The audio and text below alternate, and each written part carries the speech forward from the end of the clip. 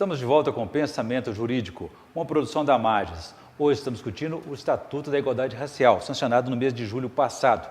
O que prevê o documento e como poderá garantir os direitos dos brasileiros negros é o nosso assunto de hoje, com o juiz Narciso Alvarenga Monteiro de Castro, que é titular da 8ª Vara Criminal da Comarca de Belo Horizonte, onde também é juiz da primeira turma recursal criminal.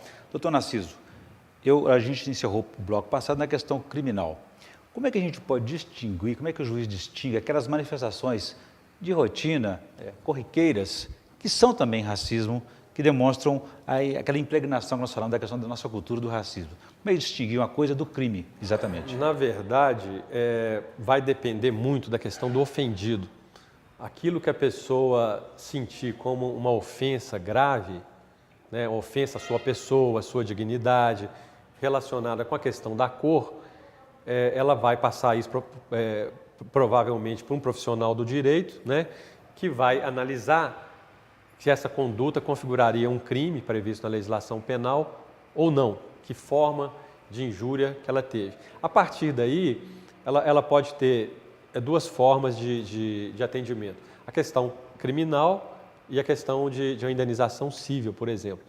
Desde que ela se sinta ofendida, né, ela pode procurar esses dois caminhos ou os dois caminhos. E o juiz, nesse caso, tem um papel pedagógico também. Aí um caso vem ao juiz, né? No caso o Poder Judiciário ele é inerte, ele tem que receber... Tem que ser provocado? Tem que ser provocado e ele vai analisar essa conduta, vai chamar as partes, com a participação sempre também do Ministério Público e vai aplicar a sanção cabível. O fato vai ser descrito e a partir da descrição do fato, o juiz vai aplicar o direito correspondente.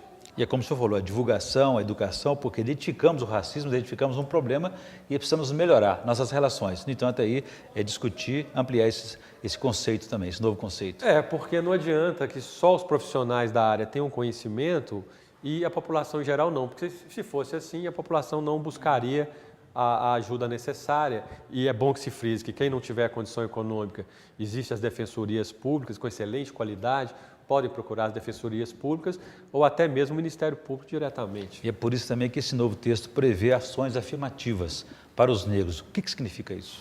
Olha, as ações afirmativas, isso não é uma questão nova. Isso já existe no mundo inteiro. São aquelas políticas exatamente para resgatar o que ficou perdido, para recuperar. Por exemplo, a questão da educação, a questão das cotas das universidades. Seria uma forma de ganhar tempo, já que essas populações ficaram bastante marginalizadas. E junto a esse conceito de ações afirmativas e propostas, foi criada também nesse documento a Universidade Luso-Afro-Brasileira.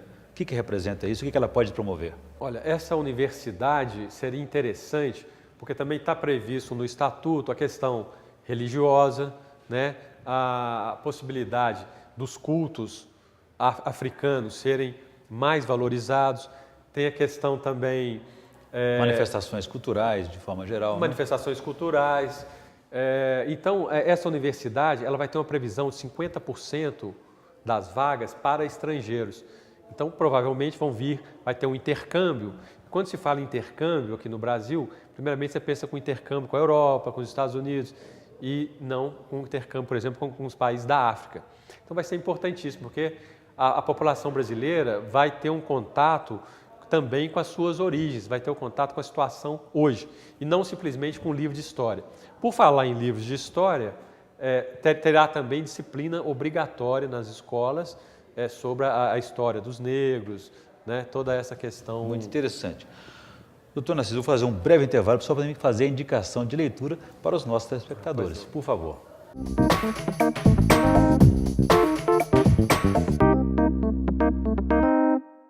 Como indicação literária, eu vou apresentar o livro do Norberto Bobbio, esse autor italiano, O Futuro da Democracia.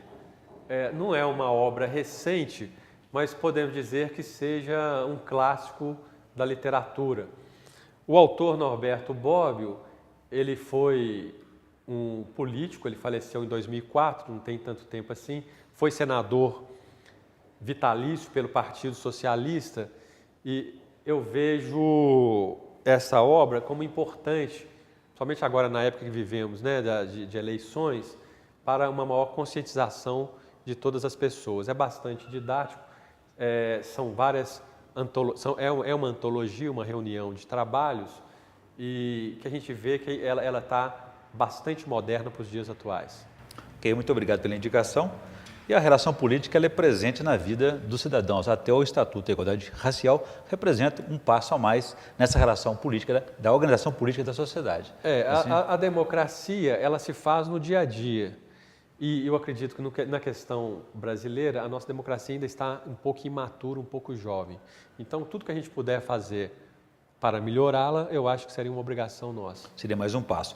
Doutor Narciso, voltando à questão do texto da igualdade racial, outra ação afirmativa importante é a concessão de títulos de propriedade definitiva dessa vez em terrenos de descendentes que residiam onde foram os quilombos, os quilombolas. Como é que foi isso? Olha, essa questão já é um anseio antigo dos movimentos negros. Eu acredito que não seja nada mais justo que conferir a essas populações que são herdeiras daqueles que lutaram de maneira efetiva contra a situação da escravidão e criaram essas comunidades, que seus descendentes recebam os títulos de terra. É questão que atravessa aí um período de 200 anos, né? Que seja resolvido agora definitivamente. Muito bem. Além da questão criminal e da igualdade racial, só mostrou também um interesse pela política. E agora nós estamos no ano eleitoral. Como ficou a questão da participação dos negros nos partidos políticos? Tem cota para isso? Existe uma previsão de 10% dos candidatos, coligações, dos partidos, de pessoas de população negra. Hoje em dia, existe apenas essa previsão de cotas para as mulheres. Acredito que seja um avanço realmente significativo essa separação das cotas, porque uma população no Brasil hoje estimada em 90 milhões de pessoas que se declaram negras ou pardas, ela precisa ter uma representação política também condizente com esse número. Que assim seja. Bom, eu conversei aqui com o juiz Narciso Alvarenga Monteiro de Castro, que é titular da 8ª Vara Criminal da Comarca de Belo Horizonte, onde também é juiz da primeira turma recursal criminal. Falamos aí sobre o novo Estatuto da Igualdade Racial, o que prevê o documento e como que ele poderá garantir os direitos dos brasileiros negros do país. Bom, doutor Narciso, obrigado pela entrevista, foi um prazer recebê-lo aqui no Pensamento Jurídico. Eu que agradeço. Bom, nós ficamos por aqui. Se você quiser participar, escreva para pensamento@amages.com.br. pensamento@amages.com.br. Obrigado e até a próxima.